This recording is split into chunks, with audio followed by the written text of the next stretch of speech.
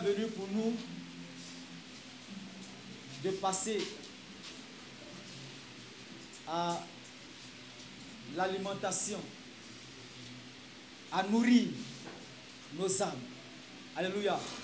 Nous savons que notre corps se nourrit. Pour que ce corps-là puisse être en bonne santé, se maintenir droit debout, il faut que ce corps-là se nourrisse. De la même manière, pour que l'âme soit en bonne santé, soit vivante, soit rayonnante, puisse grandir, croître, parvenir à la maturité spirituelle, cette âme-là a également besoin de se nourrir. Mais elle se nourrit par la parole de notre Seigneur. Et c'est ce moment-là que nous allons aborder. C'est ce virage-là que nous allons entamer maintenant. Celui qui consiste à concourir à la nourriture de nos âmes. Amen. Amen. Nous allons prier le Seigneur parce que c'est un moment spécial et particulier. Parce que le diable, il sait chanter. Le diable, tapé tam-tam, il a fini sa musique. Alléluia. Il sait danser.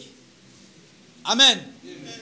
Le diable sait tout faire, sauf prêcher la parole du Seigneur avec exactitude. Sauf prêcher selon la révélation de la lettre. Sinon, il connaît la lettre. Dieu n'a pas dit, Dieu a dit. Mais qu'est-ce que ça cache? Qu'est-ce que ça révèle? Quel est le mystère qui est dedans? Ça, il ne peut pas arriver là-bas parce qu'il n'a pas le Saint-Esprit. Alléluia. Nous allons prier le Seigneur.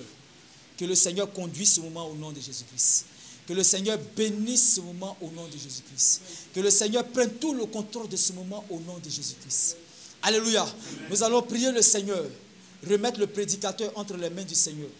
Que tout ce que le prédicateur va dire, va déclarer, que ce soit conforme à la doctrine du Seigneur. Amen. Que nous aussi qui allons écouter cette parole, que le Seigneur nous fasse la grâce, qu'il ouvre notre cœur, notre esprit, afin que nous comprenions ce que le Seigneur a à nous dire ce matin. Alléluia. Que non seulement nous comprenons, mais également que nous gardons et surtout que nous mettons en pratique. Parce que la Bible dit, vous êtes heureux si vous savez toutes ces choses, pourvu que vous mettez ces choses que vous connaissez, que vous savez là en pratique. C'est ce qui est le plus important. Connaître c'est bon, mais pratiquer c'est mieux. Alléluia. Nous allons prier le Seigneur que tout esprit de distraction, que tout ce qui est raisonnement, que tout ce qui est somnolence, que tout ce qui est lourdeur, que tout ce qui est murmure, que tout ce qui est préjugé, que cela se loigne de nous au nom de notre Seigneur Jésus-Christ. Amen. Que le Seigneur prenne tout le contrôle depuis le prédicateur, depuis nous, le peuple, jusqu'au bon déroulement de ce moment, à la fin de ce moment, au nom de Jésus-Christ. Alléluia. Alléluia. Nous prions le Seigneur afin qu'il en soit ainsi. Nous confions ce moment à la grâce du Seigneur. Au nom de Jésus-Christ.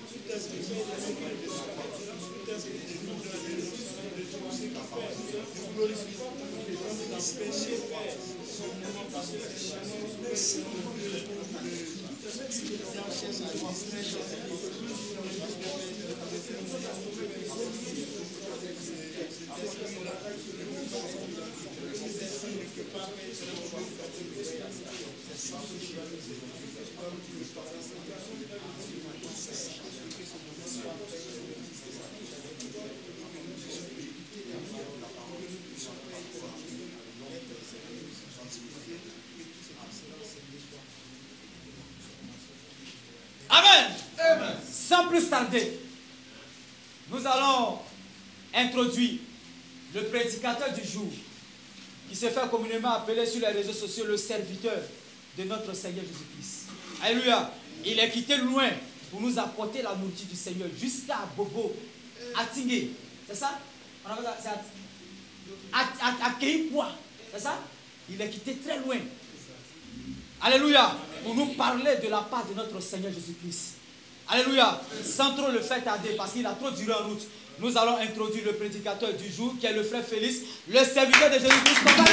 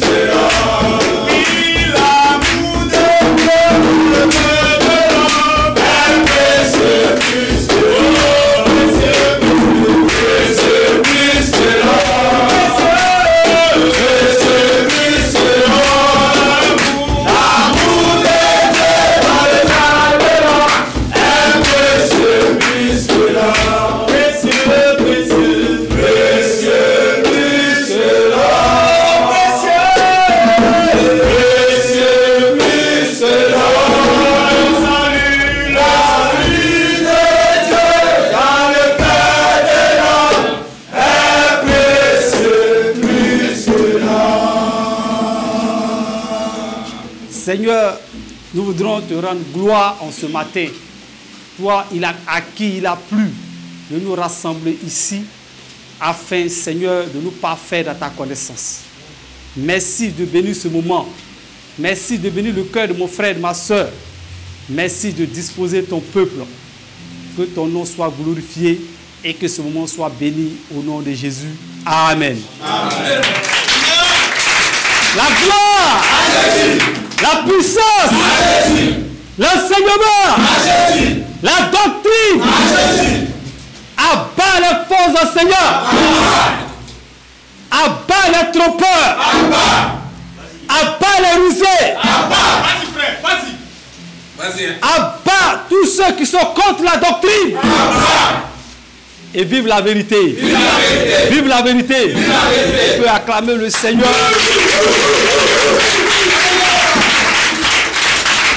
Shalom, shalom mes frères et sœurs. Soyez bénis au nom de Jésus. Amen. Vraiment, je suis encore heureux d'être avec vous. Que ce moment soit un moment édifiant pour chacun de nous. Soyez bénis au nom de Jésus. Amen. On peut s'asseoir dans l'amour du Seigneur. Je suis le frère Félix. Voilà. Je ne suis pas prédicateur. Voilà, je suis un frère comme vous. Et Dieu m'a fait grâce encore aujourd'hui d'être devant de vous afin de partager ce que le Seigneur m'a fait comprendre. Donc je ne suis qu'un magnétophone en qui il y a une cassette. Je vais jouer ce qui est en moi. Mais rien ne m'appartient. Donc ne pensez pas que je suis au-dessus de vous.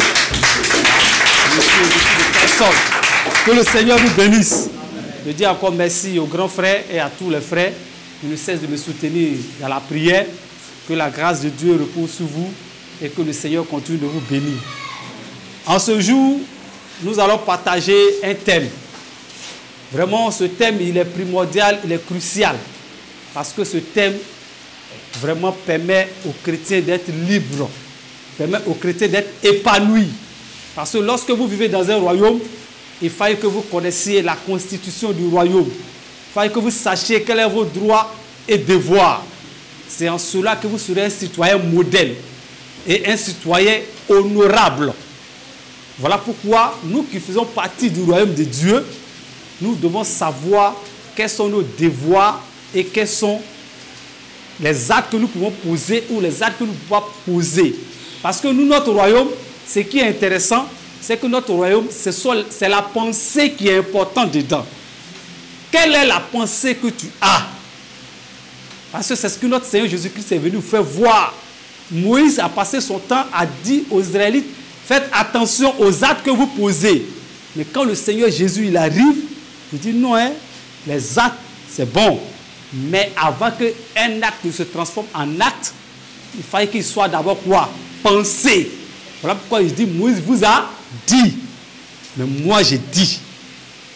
Celui qui regarde, Moïse vous a dit, tu ne coucheras point avec la femme de ton prochain. Et moi je dis, si tu regardes la femme de quelqu'un et que tu la convoites dans ton cœur, tu as péché. Donc le royaume dans lequel nous sommes, c'est un royaume où les pensées les plus cachées sont jugées. Donc quand tu es en Christ, il faut que tout ce qui est agréable, tout ce qui est vertueux, tout ce qui est digne d'approbation soit l'objet de tes pensées et de tes désirs. C'est en cela que tu es agréable au royaume. C'est en cela que tu es un fils digne. Même le Père, quand il te regarde, il n'a pas besoin de te donner des ordres. Automatiquement, dans ta pensée, tu es prêt à obéir. C'est ça qui fait de toi un chrétien. Que le Seigneur nous bénisse. Dans le thème de ce jour, la dîme est-elle toujours d'actualité dans l'Église?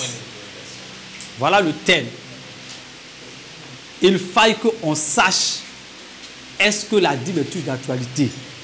Parce qu'il y a des voyous qui se promènent sur les réseaux sociaux et partout pour dire des choses qu'ils ne comprennent pas. Ils ne perçoivent même pas le sens de ce qu'ils sont en train de dire. Mais comme des beaux perroquets, on les a surnommés sur les réseaux sociaux les kakou. Ils passent leur temps à répéter des choses sans s'en rendre compte de ce qu'ils disent. Et non, Hébreux 7, le sacerdoce s'est changé. Il a changé de loi. On n'est plus sous la loi, on est sous la grâce. Mais quand tu vas lui demander, sacerdoce là c'est quoi? Il ne peut pas te répondre. Parce qu'il ne sait pas. Quand on ne sait pas, on demande. Et ce n'est pas à tout le monde aussi on demande. Il y a des gens que Dieu a habilités à qualifier. C'est vers ces personnes on va, qui pose des questions. Parce que tu as une Bible en main, tu t'improvises docteur de la parole. Tu es un voyou. C'est pas parce que les braqueurs ont des pistolets, des calaches en main, ils vont dire qu'eux sont forces de l'ordre. C'est vrai, avec la calache, avec les armes qu'ils ont, ils peuvent mettre de l'ordre là où ils sont, mais ils sont des hors-la-loi. Parce que personne ne leur a donné cette autorisation d'être des metteurs d'ordre. Donc faisons attention. Ce n'est pas parce que quelqu'un a la Bible, quelqu'un connaît verset, il connaît les références, il est homme de Dieu. Faites attention. Un homme de Dieu, on le reconnaît parce qu'il donne une interprétation exacte selon les Écritures de ce qu'il est en train de dire.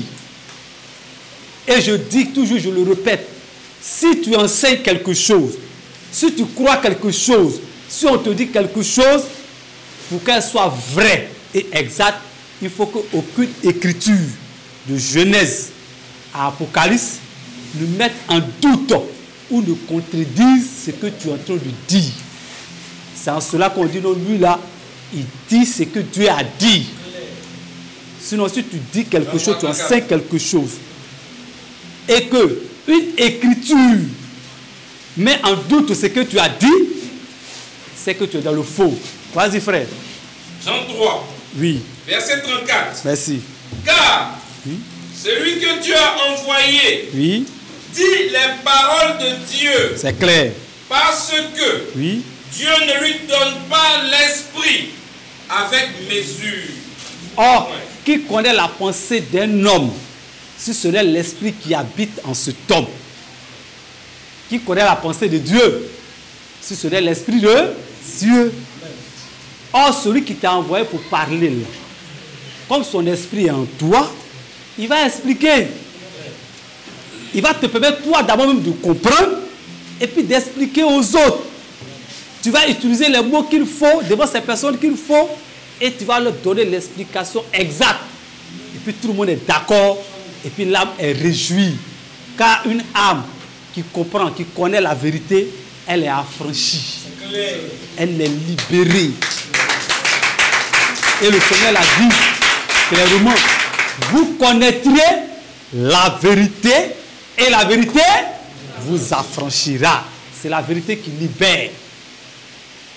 Ce n'est pas comme les voyous qui disent le feu, le feu, le feu. Je te lie, je t'attache. Ça là, ça ne libère pas. Au contraire, ça te met sur un joug. C'est la vérité qui libère. Que le Seigneur nous bénisse. Amen. Que la grâce de Dieu repose sur nous. Amen.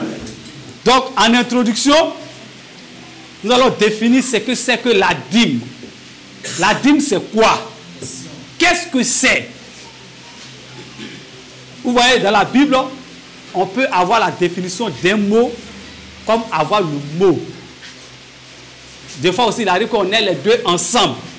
Mais la plupart du temps, soit tu as la définition du mot, soit tu as le mot lui-même. La dîme, c'est quoi? La dîme, c'est la 10e partie d'un revenu. Je dis bien d'un revenu. La 10e partie d'un revenu donné à Dieu. Pourquoi j'insiste sur d'un revenu? Parce que moi qui suis là, par exemple, je suis photographe de métier. Je suis un photographe. Donc, chaque fin du mois, quand j'ai des contrats, j'ai des événements, je calcule le revenu que j'ai eu par rapport à mon travail de photographe. Mais je suis aussi infographe à quelque part. Ça n'a rien à voir avec la photographie. J'ai fait les photocopies, j'ai fait, comment ça s'appelle là, les exposés de certaines personnes. Ça aussi, ça devient une source de revenus. Mais là, ça ne fait pas un revenu.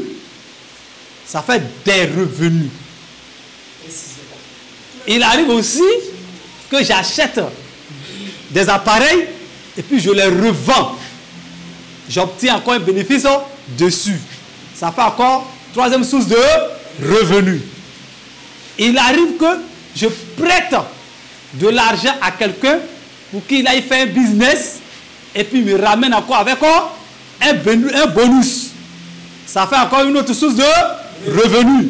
Donc vous voyez que moi j'ai combien de revenus au total? 4 sources de revenus. Maintenant, si je dois donner la 10e partie d'un revenu à Dieu, donc moi je donne combien de revenus? Je donne 4. Donc dans la première partie, je vais enlever 10e. Deuxième, je vais enlever 10e.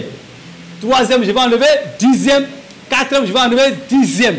Pourquoi? Parce que j'ai 4 sources de revenus. Donc quand je vais prendre les 4 sources, les 10e de ces 4 sources, je vais les mettre ensemble pour aller donner à Dieu. On dira que j'ai donné la dîme de tout. La dîme de tout. C'est ce qu'on dira. Et c'est ça, vous ne comprenez pas. Parce qu'on dit Abraham a donné la dîme de tout. Vous dites non, il allait faire guerre. Dans la guerre, là, ça fait une source de revenus. Parce qu'il a combattu, il a gagné. Il a arraché des choses. C'est une source de revenus. Mais Abraham était éleveur. Peut-être même Abraham avait des esclaves qui travaillaient pour lui. Peut-être, et n'oubliez pas qu'il a creusé même des puits. Peut-être on faisait le commerce sur des puits, puis les gens venaient abreuver leurs animaux. Mais il faut te poser la question. Pourquoi c'est le jour où il a fini de faire guerre là, et puis donne la dîme de tout? Réfléchissez. On dit dîme de tout, on n'a pas dit dîme de butin seulement, hein. On dit dîme de tout. Et puis c'est ce jour-là que lui donne dîme de tout. Mais la partie du film, vous n'avez pas encore compris, c'est que la dîme a été donnée après quelque chose. Il y a quelque chose qui s'est passé entre le bien monsieur. Le monsieur est venu le croiser, il a envoyé vin, puis il a envoyé pain. Puis les deux ont mangé. Dès qu'ils ont fini, Il a dit au monsieur, excuse-moi, attends-moi. Je vais te donner la dîme de tous mes revenus.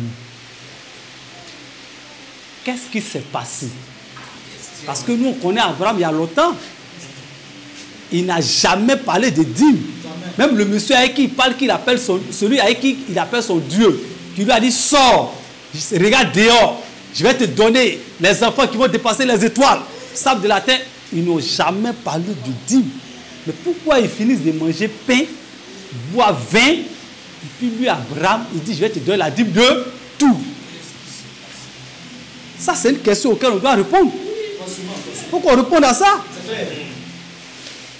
Mais ce qui est intéressant, c'est que le Seigneur que nous adorons, il ne nous laisse pas dans la confusion.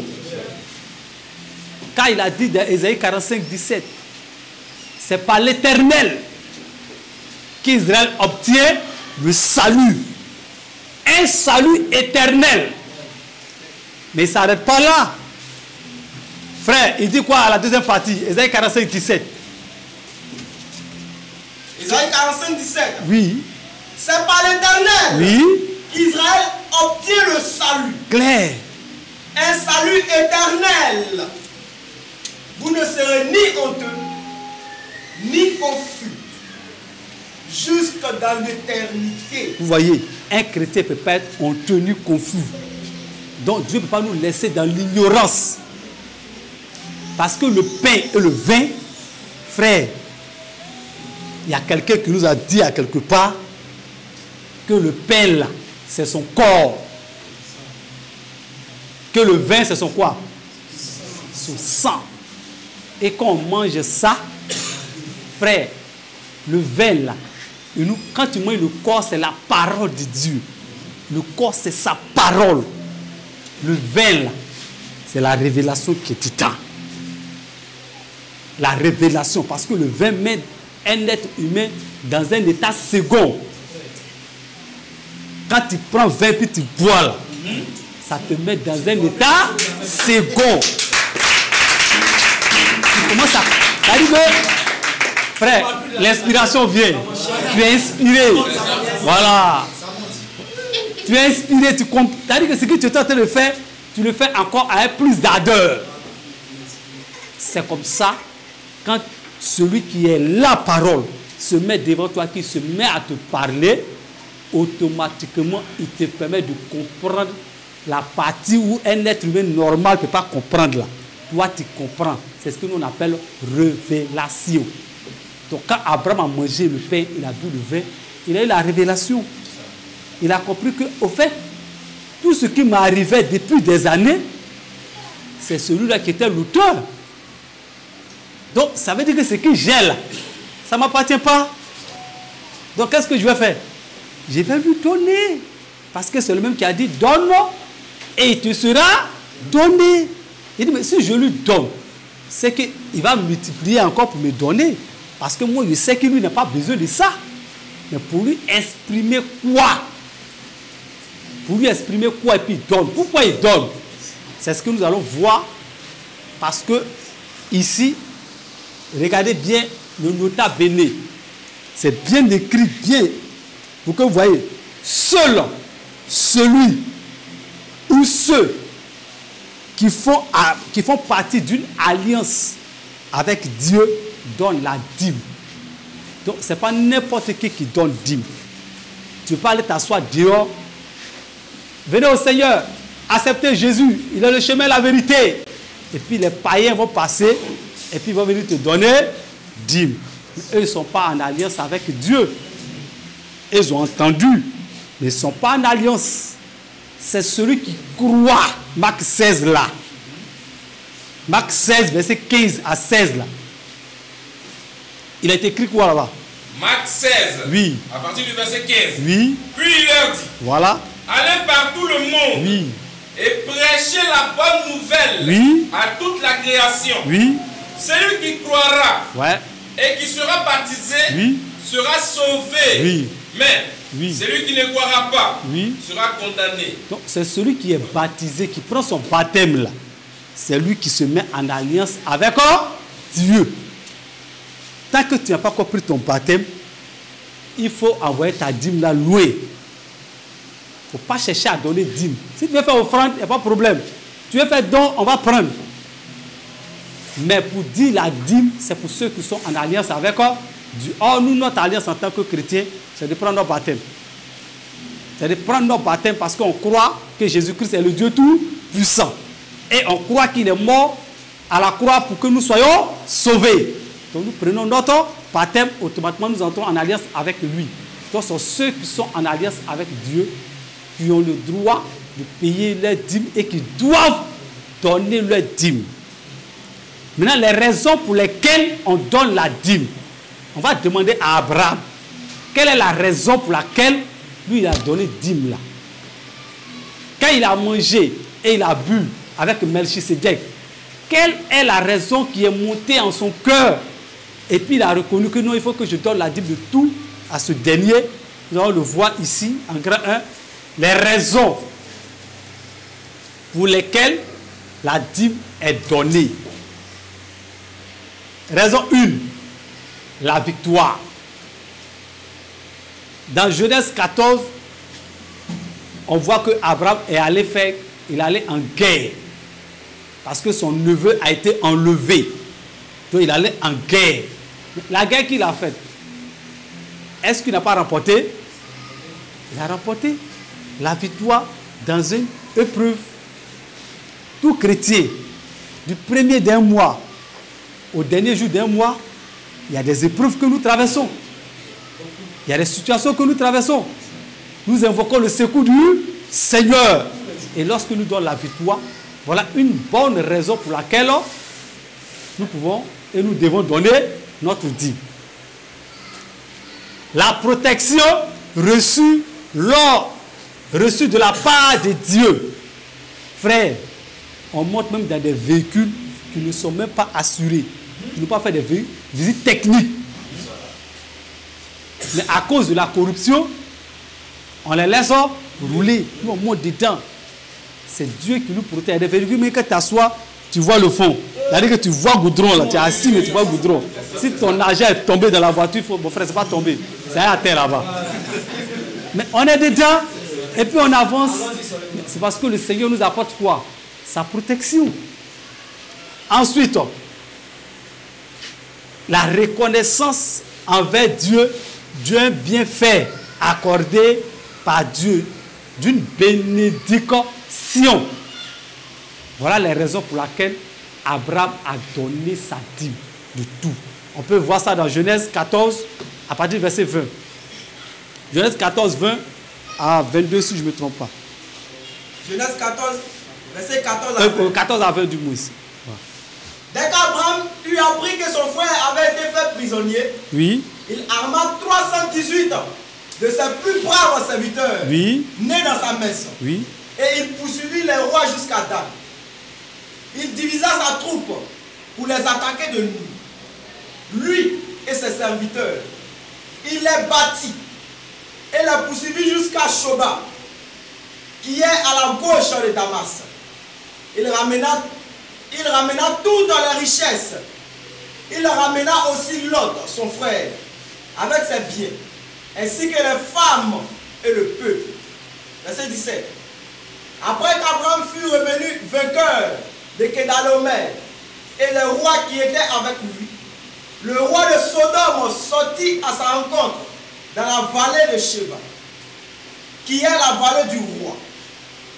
Melchisedec, oui, roi de Salem, voilà, fit apporter du pain et du vin. Ouais.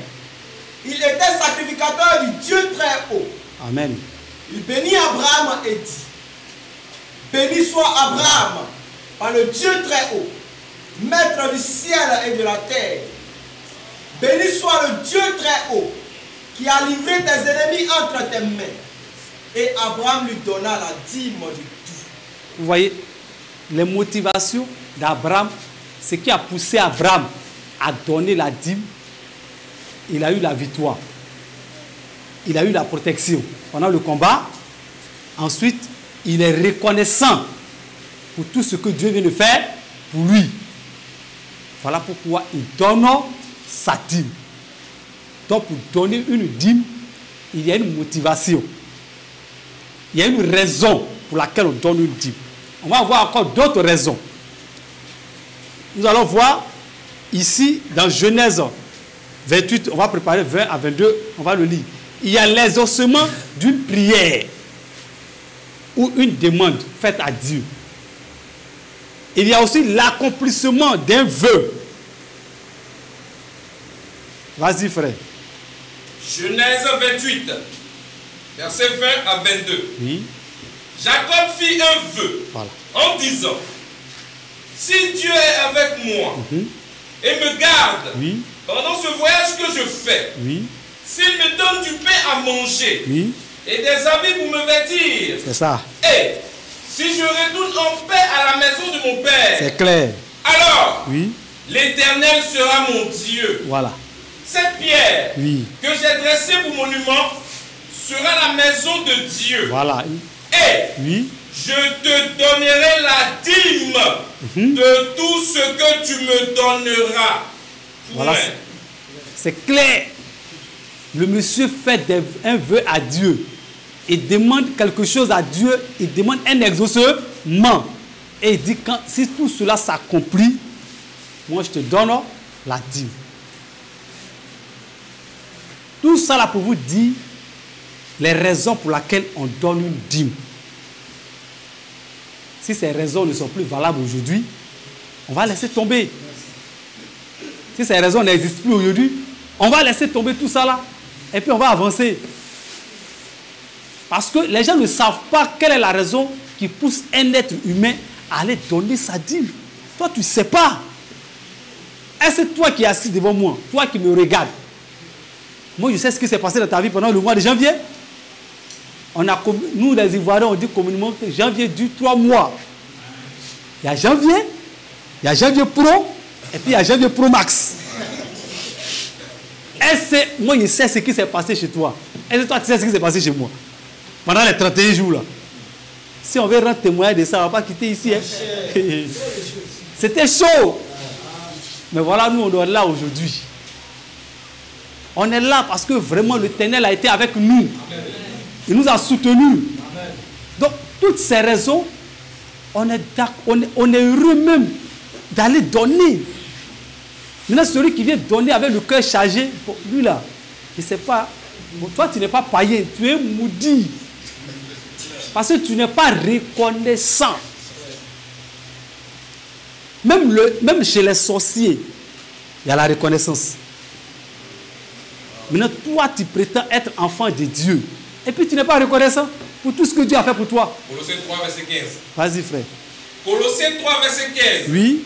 Et que la paix de Christ, à laquelle vous avez été appelés pour former un seul corps, c'est ça même, règne dans vos cœurs. Amen. Et soyez reconnaissants. Point. Soyez égoïstes. Non, soyez reconnaissants. Soyez méchants. Non, soyez reconnaissants. Soyez reconnaissants. Ne soyez pas ingrats. Donc la reconnaissance là, elle nous pousse à vraiment chercher à honorer, à plaire à celui qui a posé un acte de bienfaisance envers nous. Voilà les raisons pour lesquelles la dîme est donnée. Et quand on donnait ça, quand cela se passait, on n'était pas dans la loi. Hein? Moïse n'était pas encore né. Parce que c'est l'erreur que les gens commettent. Ils prennent leur temps à lier la dîme à Moïse. Moïse était où? Et puis moi-même je ne comprends pas. Vous avez quel problème? Vous lisez un verset où on vous dit que Lévi a donné dîme. Réfléchissez vous-même. Lévi est quel enfant de Jacob? Quand Abraham donne dîme, et puis on dit Lévi a donné là, toi-même tu ne réfléchis pas. Parce que Lévi, ils étaient 12, hein? Ils étaient dans le règne d'Abraham. Papa de Lévi là, c'est qui même? Jacob. Il n'était pas encore né. Donc Jacob était dans le règne d'Abraham. Papa de Jacob c'était qui? Isaac. Il n'était pas encore né. Donc ça veut dire que Isaac était dans le règne d'Abraham. Mais pourquoi on ne dit pas que Isaac a donné dîme? Pourquoi on ne dit pas que Jacob a donné dîme? Et puis c'est Lévi. Ça ne te fait pas réfléchir. Ça ne t'envoie pas à te poser des questions. Pourquoi c'est Lévi qui a donné? Et puis, ce n'est pas Ruben. Ce n'est pas Judas. Judas, même de qui le sceptre ne doit pas s'éloigner. On ne dit pas qu'il a donné dîme. Et puis, c'est Lévi. On dit non, Lévi a donné dîme. Et toi, tu sautes dessus. Crains. Lévi a dit à Dieu sa dîme. Non. Est-ce que toi, tu es Lévi? Est-ce que vous-même, ça va chez vous? Bible, est-ce que vous lisez? J'ai posé la question à un soi-disant prédicateur. Je lui ai demandé, est-ce que Samuel était sacrificateur? Le prophète Samuel. Était-il sacrificateur ou pas? Qui peut me répondre? Il n'y a personne pour répondre? Oui, frère. Ah, Samuel était sacrificateur. Samuel était était sous la loi ou pas? Il était sous la loi. Mais il a dit, oh là, Samuel, il vient de quelle tribu, de quelle branche de Lévi? Samuel sort de quelle branche de Lévi? Lis-moi 1 Samuel 1. On va voir les parents de Samuel. S'ils sont lévites. Vous n'êtes pas prédicateur, donc taisez-vous. Ceux que Dieu a oint là, ils vont expliquer les choses de Dieu aux enfants de Dieu. Vas-y, frère. 1 Samuel 1 à partir du verset 1. Oui. Il y avait un homme, oui, de Ramathaïm Sophim, oui, de la montagne d'Éphraïm. La montagne de Lévi. Non, de la montagne d'Éphraïm. Et puis il était quoi? Nommé Elkana. Oui. Fils de Joram. Oui. Fils d'Élihu. Oui. Fils de Tohu. Oui. Fils de Suf. Oui. Éphrasien. Non, Lévite. Non, Éphrasien. Non, Lévite, ils se sont trompés. Son père Éphratier. Les Éphratiens, ce sont les enfants d'Éphraïm. Éphraïm est Lévite depuis quand? Mais ce dernier, non seulement il était prophète, il était juge, et puis il était sacrificateur. Il y a un voyou de Benjamin qui était roi, qui voulait se jouer les sacrificateurs. Dieu lui a dit, je t'ai jamais permis d'offrir sacrifice. Mais tu peux m'apporter sacrifice. Mais il y a quelqu'un que j'ai choisi pour offrir quoi? Le sacrifice. C'était Saül. Quand Saül a fait sacrifice là, et que Samuel est arrivé, Dieu a dit quoi à Saül? C'est parce que moi je t'ai demandé. Ce que je t'ai demandé, tu n'as pas fait. Ce que je ne t'ai pas demandé, c'est ce que tu allais faire. Pour cela, je te rejette. Vous ne posez pas la question pourquoi Samuel, qui n'est pas lévite, étant sous la loi, lui, il est sacrificateur. Donc, s'il est sacrificateur, c'est qu'on lui donnait quoi? On lui donnait la dîme. Lui, a-t-il le droit de prendre la dîme? Puisqu'il n'est pas lévite. Donc, il y a des choses qu'on ne maîtrise pas. On va vers... Moi, quand je ne comprends pas quelque chose, je vais vers mon grand frère dans la foi. Ah, grand frère, j'ai lu ça. En tout cas, voilà comment moi je comprends. Mais est-ce que tu peux m'éclairer? Il prend les Écritures et puis il m'éclaire. C'est vous improvisez prophète, vous improvisez apôtre, vous dites que c'est vous qui établissez les Éphésiens 4 et vous venez raconter des conneries aux gens. Samuel a-t-il violé la loi de Dieu, lui qui n'est pas lévite, en sacrifiant les choses, en devenant sacrificateur en Israël? Il faut qu'on se pose la question. C'est parce que vous n'avez pas compris. Vous ne savez pas ce que Dieu... Parce que Dieu, quand il fait les choses, tout ce qui a été écrit... Frère, lis-moi Romains 15, verset 4. Il dit, qu'est-ce que Dieu dit là-bas? Romains 15, 4. Écoutez très bien ce verset. Moi, le jour où je l'ai lu, vraiment, ça m'a réconforté. Parce que j'ai compris quelque chose. Romains 15, 4. Romains 15. Oui. Le verset 4. Oui. Or, oui. Tout ce qui a été écrit d'avance, oui, l'a été pour notre instruction. Oui. Afin que, oui, par la patience, oui, et par la consolation que donnent les Écritures, oui, nous possédions l'espérance. Non. Nous possédions l'espérance. Voilà. L'espérance, c'est Jésus-Christ. Vous comprenez? Donc, tout ce qui a été écrit là, en réalité, ça nous explique qui? Ça nous conduit à qui? À Jésus. Donc Samuel, là, si on s'assoit, on étudie son ministère, son temps qu'il a passé, vous allez voir qu'on va faire sortir encore Jésus. On va faire sortir Jésus parce que c'est ce qu'il était en train de faire là. C'était pour montrer que quelqu'un qui n'est même pas, quelqu'un de qui rien n'a été dit par rapport au sacrifice là, lui-même va devenir quoi? Souverain sacrificateur. C'est de ça qu'il s'agit. Mais vous ne comprenez pas, vous courez pas. Non, on n'est pas sous la loi, on est sous la grâce. Maintenant, quand on te pose la question, c'est quoi être sous la loi, tu es bloqué. Ah non, le sacerdoce lévitique a changé. Bon, c'est quoi le sacerdoce? Il y a un, je lui ai posé la question hier soir. Il a dit, ah, comme tu es docteur, ma question est de savoir c'est quoi le sacerdoce lévitique. Ça consiste à quoi? Il est calé de ne pas répondre. C'est ce qu'on appelle chez nous vecteur brousse. Il prend direction à la brousse. Ça lui est versé qui n'a rien à voir avec la question. Les gens sont en bas, mais lui, c'est propre gars, il dit quoi? Ça n'a rien à voir. Il faut que tu comprennes que le sacerdoce, quand on dit sacerdoce lévitique, ça signifie quelque chose. Quand on dit être sous la loi, là, ça signifie quelque chose. Quand on dit être sous la grâce, ça signifie quelque chose. Et l'explication se trouve dans les Écritures. Parce que ça a été écrit d'avance pour notre instruction. Donc tout se trouve dedans. Donc que le Seigneur nous bénisse. Amen. Nous allons passer au grand 2. À qui remettons-on la dîme?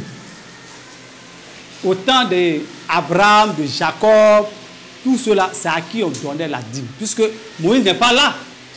Oh, c'est chez Abraham, dans Genèse 14, qu'on a vu pour la première fois le mot dîme être prononcé.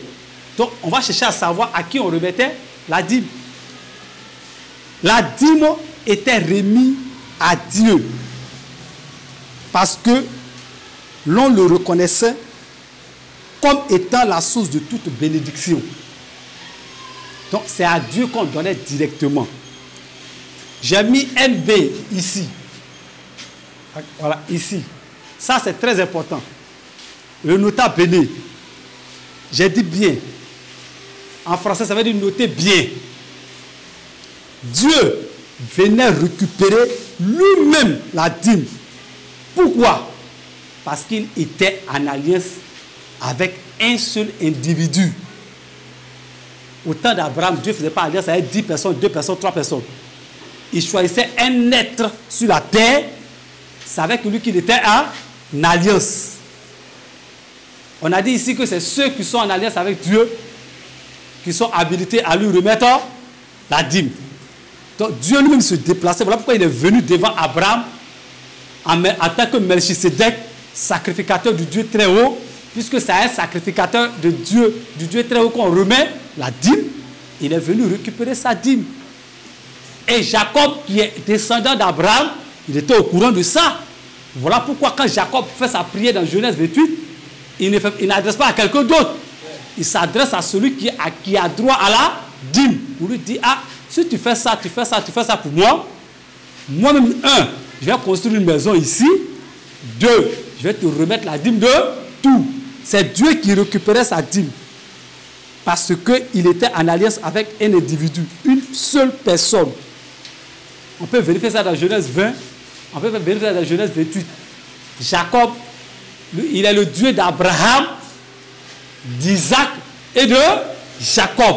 Ce sont des individus. Ce n'est pas un groupe de personnes.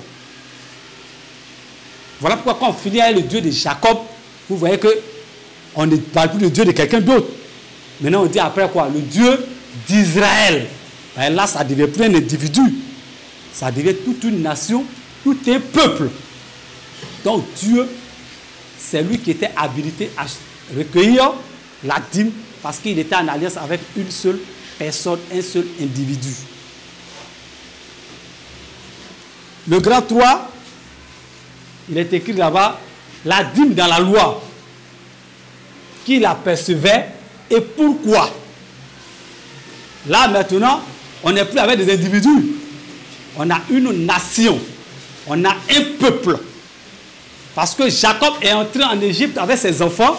Ils étaient au nombre de peut-être 70 par là. Maintenant, quand ils sortaient, ils étaient des millions. Là, ça devient quoi? Une nation. Mais est-ce que Dieu peut se promener de personne à personne? Frère, donne-moi ta dîme. Frère Borou, je suis venu recueillir ta dîme. Frère Tan, je suis venu recueillir ta dîme. Est-ce que Dieu peut faire ça? N'oubliez pas que les êtres humains copient toujours Dieu, qui est le chef de l'État. C'est le président. Qui perçoit les impôts? C'est l'État.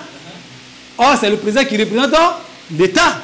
Bon, vous voyez, notre président s'est promené de magasin en magasin pour recueillir les impôts. Est-ce que c'est concevable? 322 462 km². C'est-à-dire que lui va sillonner tout ça. Est-ce qu'il pourra venir? Il ne peut pas faire ça. Or, Jésus a dit que si vous ne comprenez pas les choses humaines, il vous sera difficile de comprendre les choses spirituelles. Or, l'homme a toujours copié qui? Dieu. Vous comprenez? Donc, comme Dieu maintenant, il est en alliance avec un peuple, avec une nation, qu'est-ce que Dieu fait? Dieu, maintenant, Dieu s'inscrit, on dit ici, la dîme maintenant s'inscrit dans la loi. Lorsque l'alliance de Dieu s'étend à plusieurs personnes, voire même une nation, un peuple. Là, nous constatons que Dieu ne peut plus venir en personne pour percevoir quoi? La dîme. Lui-même. Voilà pourquoi il se choisit un représentant afin de récupérer la dîme. C'est ce que le président de la République fait. Il se choisit des représentants qu'on appelle les percepteurs d'impôts. Voilà. Et puis ils vont faire quoi? Ils vont percevoir l'impôt. Au nom de qui? Quand vous donnez votre impôt à un percepteur d'impôt, qu'il soit court, grand, beau, vilain, mal habillé, bien habillé, ton problème c'est tout. Question. Tu as quoi à voir tout ça? Toi, tu lui donnes parce que tu reconnais que c'est un percepteur d'impôts. Mais il y a quel problème? Donc on va voir qui Dieu a choisi. S'il est court, il est vilain, il est tordu. Toi, ton problème se trouve où? Donne-lui sa dîme. C'est pour Dieu, c'est Dieu qui l'a choisi, non? Remets-lui, et puis toi, quel temps? Maintenant, il va vous poser une question. Un percepteur d'impôts qui travaille pour l'État, je lui remets la dîme, je lui remets mes impôts du mois, et puis il détourne, il s'en donne ça à sa kiza. Bon, moi, j'ai quoi à voir dedans? Il a fait détournement de biens publics. Qui va s'occuper de lui? Qui va s'occuper de lui? C'est le président. C'est son problème. Maintenant, si toi tu as donné la dîme à un représentant du Seigneur Jésus-Christ, il a pu parler, manger, sauter, revenir avec 3 vins. Toi, ton problème, c'est tout.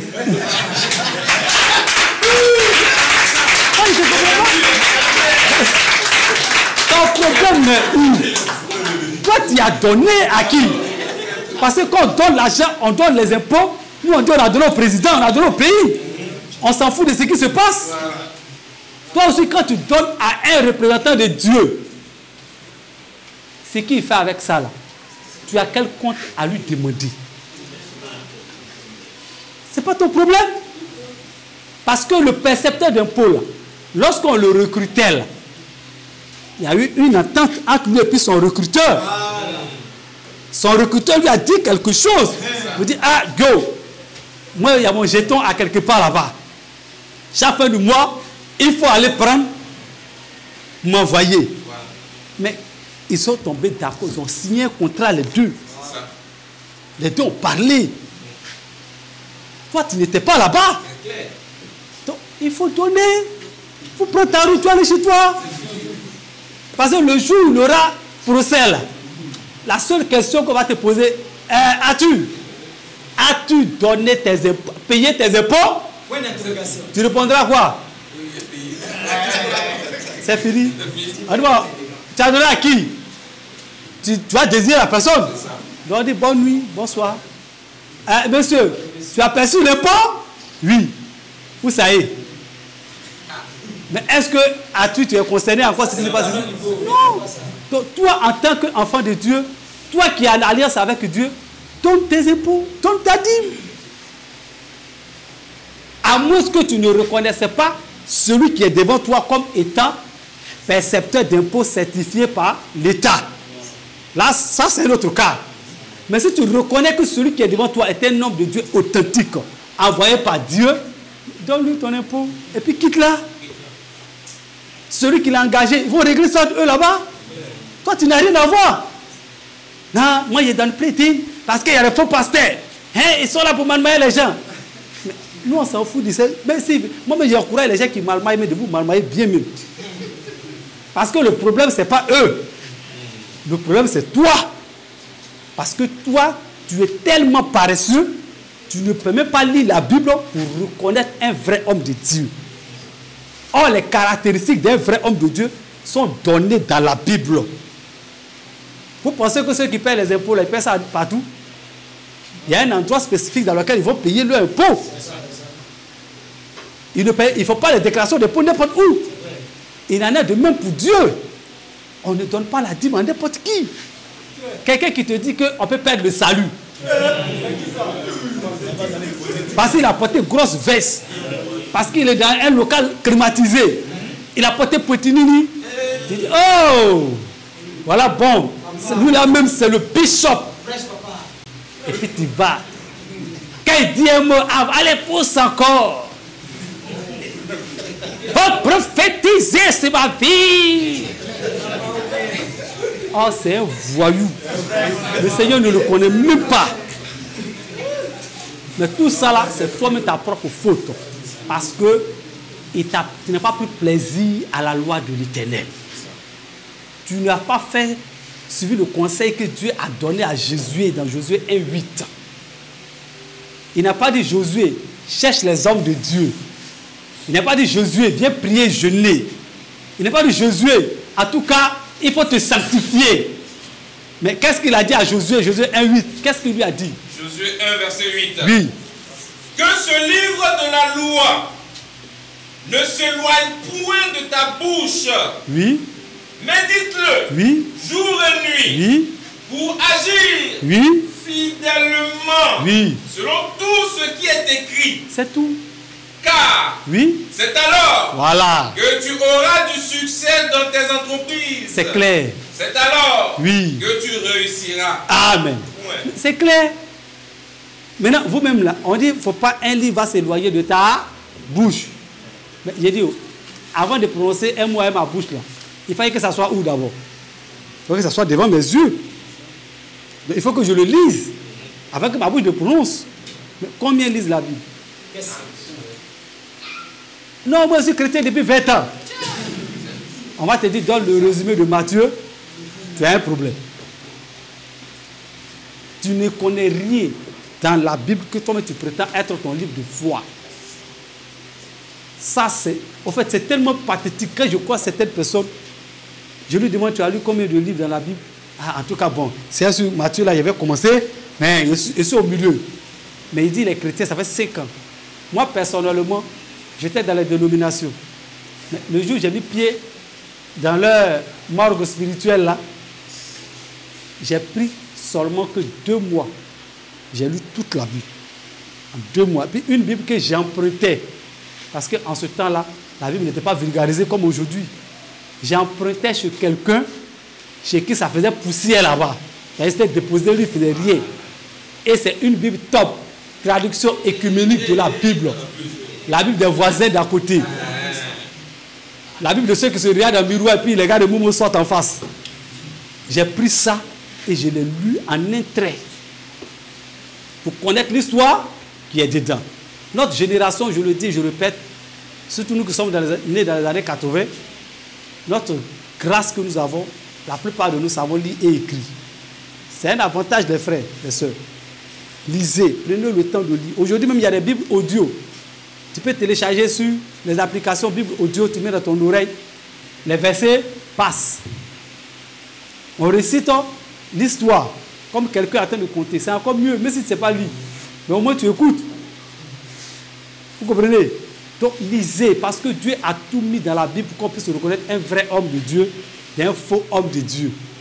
Même il a décrit même ceux qui sont proches de la vérité. Il les a décrits. Ils sont tellement proches. Mais on dit pour celui qui est fidèle à la parole de Dieu, on ne peut pas le tromper. Lui va les reconnaître. C'est comme un policier en civil, il reconnaît un autre policier qui est en civil. Parce qu'ils ont des codes, ils ont des manières de parler entre eux. Il en est ainsi de celui qui médite la parole de Dieu. Quand il entendra un homme de Dieu parler, frère, tu n'as même pas besoin de beaucoup de preuves. Dès qu'il parle, l'esprit qui est en toi, qui rend témoin à ton esprit que tu es enfant de Dieu, là, le même esprit là, il va te dire que moi qui est là-bas, là, c'est ton ami, c'est ton frère. Vous êtes la même chose. C'est comme ça, ça marche. Mais vous ne lisez jamais. Tout ce que vous savez, prier, jeûner. Si je fais grosse offrande, je donne grosse dîme, automatiquement, je vais construire ma maison au ciel. On lui a dit qu'au ciel, là, Simon manque là-bas. Ou bien on donne tort là-bas, ou bien on paye terrain. Non, méditez la parole. Vous allez grandir, vous allez connaître. Parce que Jean 17,3 est clair. Nous devons, la vie éternelle, la définition de la vie éternelle, c'est de connaître le véritable Dieu. C'est la connaissance de ce Dieu-là qui te procure la vie éternelle. Si tu ne le connais pas, ça veut dire que toi, tu n'es pas son enfant. Jésus a dit que mes brebis font quoi? Ils entendent ma voix et elles me... Mais ici, là, moi je suis baoulé. Si un baoulé rentre ici et qui dit en baoulé, il y a une bombe qui va exploser dans 2 secondes. C'est vrai. Nous qui sommes baoulés, on fait quoi? On n'a pas le temps d'avertir les gens. Hein? Il y a longtemps, on est parti. Mais est-ce que quand il parlait là, toi tu n'as pas entendu le son de sa voix? Tu n'as pas senti qu'il était en train de dire quelque chose? Tu as compris, non? Mais tu n'as rien saisi. Nous on a compris, on a saisi. Il y a longtemps on est parti. C'est comme ça Jésus quand il parle. Ceux qui sont de son ethnie là, ils ont déjà compris. Puis suivent. Donc si tu ne médites pas la parole, tu ne peux pas. Il y a des langues, on n'est pas avec ça. On apprend quand même. On apprend à parler. On va avec ceux qui connaissent et puis ils nous montrent. Ah, quand on dit abaisse-toi, bonjour, bonsoir, ils nous montrent. C'est la même chose pour celui qui n'est pas chrétien. Il se met à lire la Bible, il va comprendre le langage de la Bible. Tu vas le comprendre. Et puis tu vas pouvoir maintenant t'orienter. Tu vas pouvoir marcher selon la volonté de celui qui t'a appelé à être saint. C'est tout. Donc, lisons. On revient à nos temps, à nos mots et tons. Quelle est la durée... Non, attention, on était ici. On n'a pas lu le verset. Voilà. La dîme dans la loi. Qui la percevait et pourquoi? Nous allons lire Nombre chapitre 18, le verset 1 à 7. Nombre 18. Oui. Le verset 1 à 7. Oui. L'Éternel dit à Aaron, oui. Toi et tes fils, et la maison de ton père avec toi, vous porterez la peine des iniquités commises dans le sanctuaire. Oui. Toi et tes fils avec toi. Oui. Vous porterez la peine des iniquités commises dans l'exercice de votre sacerdoce. Voilà. Fais aussi approcher de toi tes frères, la tribu de Lévi, la tribu de ton père, afin qu'ils te soient attachés. C'est ça. Et qu'ils te servent. Lorsque toi et tes fils avec toi, vous serez devant la tente du témoignage. Ils observeront ce que tu leur ordonneras et ce qui concerne toute la tente. Mais ils ne s'approcheront ni des ustensiles du sanctuaire, ni de l'autel, de peur que vous ne mouriez, eux et vous. Amen. Le verset 26, non, verset 21 à 26. Vous allez voir encore.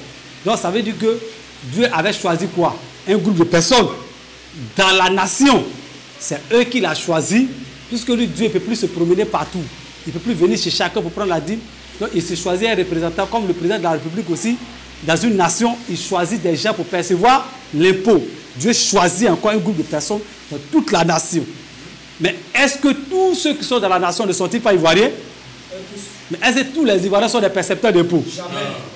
Il en est ici, toute la tribu tout Israël fait partie et en alliance avec Dieu. Mais tout Israël ne perçoit pas la dîme. Tout Israël ne perçoit pas la dîme.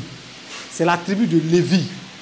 Et même dans la tribu de Lévi, il y a encore des distinctions qui sont faites par rapport à la dîme. Verset 21 à 26. Deutéronome 18. Oui. Le verset 21 à 26. Oui. Je te donne comme possession. Oui. Aux fils de Lévi. Oui. Toute dîme en Israël. Oui. Pour le service qu'ils font. Oui.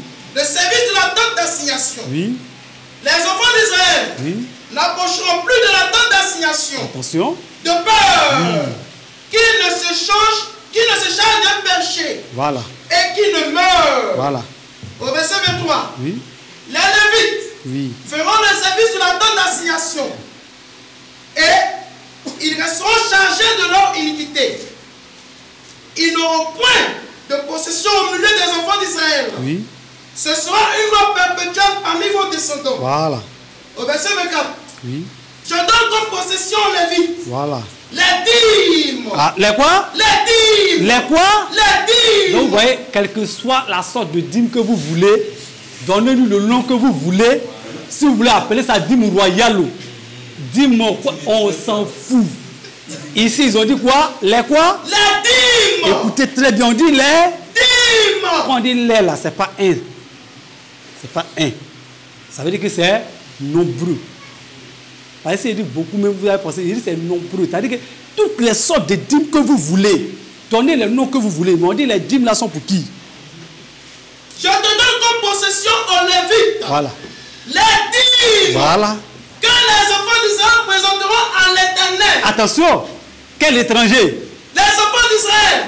Quel le païen? Les enfants d'Israël. Quelqu'un d'une autre nation? Les enfants d'Israël. Les enfants d'Israël sont ceux qui sont en alliance avec Dieu. Retenez ça, ce n'est pas n'importe qui. On dit les enfants d'Israël. Donc il faut d'abord être Israël pour être éligible à donner une dîme. Les enfants d'Israël donneront à qui? Les enfants d'Israël. Oui. Présenteront à l'Éternel à élévation. Présenteront à Moïse. À l'Éternel. À Aaron. À l'Éternel. Donc ça veut dire que les enfants d'Israël, ils ne donnent pas les dîmes aux Lévites. Hein? Pour les enfants d'Israël, la dîme qu'ils donnent, ce n'est pas aux Lévites qu'ils donnent. Et ils donnent à Dieu. Et ils donnent à l'Éternel. C'est la même chose. Le citoyen, là, il paye son impôt à qui? À l'État. Il ne donne pas au percepteur. Même celui qui reçoit son argent, qui lui donne le reçu, ce n'est pas à lui qui lui donne l'impôt. Il a donné ça à l'État. C'est la même chose. Quand les enfants d'Israël donnent leur dîme, c'est vrai que c'est les Lévites qui la perçoivent, mais eux ils savent qu'ils sont donnés qui? À l'Éternel. Vas-y frère. Les enfants d'Israël présenteront à l'Éternel par élévation. Oui. C'est pourquoi je dis à leur égard. Oui. Ils n'auront point de possession au milieu des enfants d'Israël. Attention, ils n'auront point quoi? Possession. Ils n'auront point de possession. Vous-même, quand vous comprenez ça, là, il dit ils n'ont pas de possession. Parce qu'eux, ils travaillent pour qui? Ah, donc, si le ciel et la terre appartiennent à Dieu, ça appartient à qui? Ah, répondez, puisque l'argent, même la dîme qu'on donne à Dieu, là, c'est eux qui perçoivent. Bon, imaginez, prenez un exemple. Le président de la République, tu travailles pour lui. Et dans toutes les villes de Côte d'Ivoire, on dit que dans chaque ville, lui, il a une maison, il a une résidence là-bas. Maintenant, toi, le président t'envoie peut-être dans une ville au nord. Tu dors où? Tu as dormi où? Mais tu dors directement dans la maison qui est réservée à celui qui t'a envoyé. Tu es reçu chez lui. On te traite comme si c'était lui qui était là. Est-ce qu'on peut maltraiter un préfet? Le préfet, il représente qui? Même quand un ministre quitte Abidjan et qu'il va à l'intérieur, la seule personne qui est habilitée à le recevoir, c'est le préfet. Parce que là où le préfet est couché, là où il dort, c'est la maison du chef de l'État. Parce que lui, il représente le chef de l'État. Donc quand un représentant de l'État va quelque part, la maison de l'État qui est là-bas, c'est là-bas il va se reposer. C'est là-bas il fait ses réunions. Il en est ainsi pour les Lévites. ils n'ont pas de possession en Israël parce que tout Israël appartient à qui? À l'Éternel. Donc tout leur appartient. Tout appartient aux Lévites. Vous comprenez? Vas-y frère. Termine. Ils n'auront point de possession au milieu des enfants d'Israël. Oui. Verset 25. L'Éternel parla à Moïse et dit, oui. Tu parleras aux Lévites. Oui. Et tu leur diras, oui. Lorsque vous recevrez des enfants d'Israël, oui. La dîme. Voilà. La dîme, vous pouvez voir que quoi? La dîme. Oui. Que je vous donne de leur part. Attention, attention. La dîme que vous allez m'envoyer. Que je vous donne de leur part. Non, la dîme, vous allez mettre de côté le Dieu suprême. Je vous donne de leur part. Ah, donc, Dieu a donné dîme là aux Lévites. Est-ce que vous comprenez? Dieu a donné dîme qui lui appartient, lui a donné ça aux Lévites. Il leur a donné. Vous comprenez? Voilà pourquoi je dis, quand vous donnez, ne cherchez pas à savoir qu'est-ce qu'il va faire avec. Parce que il a déjà un contrat entre lui et puis Dieu. Non, dîme là, quand on donne, normalement, on doit partager aux autres orphelins. Quand il faisait ce contrat, lever aux orphelins, lui, il ne savait pas qu'ils existaient. Et il y a certains voyous qui veulent se... C'est-à-dire que tu me plaire aux gens. Voyez, moi, la dîme là, quand je prends, c'est pour aider. Frère, tu es un menteur. Il faut dire ce que Dieu a dit. Il dit, quand tu perçois la dîme en tant que prédicateur, quand tu es enfant de Dieu, serviteur de Dieu, c'est pour toi. C'est pour toi d'abord. Parce que Dieu a donné la dîme qui lui revient là. Lui, il a donné ça. Mais lui, il a donné ça pourquoi? Je vous donne de la part. Oui. Comme votre possession. Attention. Comme quoi? Votre possession. Possession, là, ça veut dire quoi? Vous qui comprenez gros français, là, répondez-moi en commentaire. Possession, ça veut dire quoi? Vas-y. Comme votre possession. Oui. Vous en prélèverez. Oui. Une offrande pour l'Éternel. Oui. On va appeler offrande là comment? Une dîme de la dîme. Vous ne comprenez rien. Non, la dîme des dîmes, on doit ça à qui? La dîme des dîmes, on doit ça à qui? Hein? Et c'est là, ils sont chouchous. Hein? Non, quand vous prenez les dîmes là, les dîmes forts, vous volez les gens. Quand on dit la dîme de la dîme, mais quand je lui demande, mais dîme de la dîme là, ça veut dire quoi? C'est quoi même en fait dîme de la? Parce que vous n'avez rien compris. Parce que tout Lévi était sacrificateur. Mais tout Lévi n'était pas dans le sacerdoce. C'est pas la même chose. Ça là, ceux qui sont enfants de Dieu comprennent ce qu'ils sont en train d'expliquer. C'est-à-dire que tout Lévi est sacrificateur, mais tout Lévi n'est pas dans le sacerdoce. Parce que le sacerdoce, c'est un autre niveau, un autre level de la sacrificature. C'est comme les préfets là, que vous voyez dans le pays là, dans n'importe quel pays. Ils sont tous préfets, mais ils n'ont pas même grade. Allez vous renseigner, ils vont vous dire. Il y a des préfets de grade A, il y a grade B, il y a grade A plus 3, il y a non. Chacun, ils sont tous préfets. Quand on les rassemble, les préfets sont rassemblés. Mais entre eux là-bas, on sait qui est qui. Parce qu'ils n'ont pas tous les mêmes grades. C'est la même chose même chez plusieurs personnes, même chez les magistrats, chez les juges. Il y a des juges même qu'on appelle juges hors hiérarchie. Vous les connaissez? Or, tous ceux qui sont en train de faire, ils ont copié ça dans la Bible.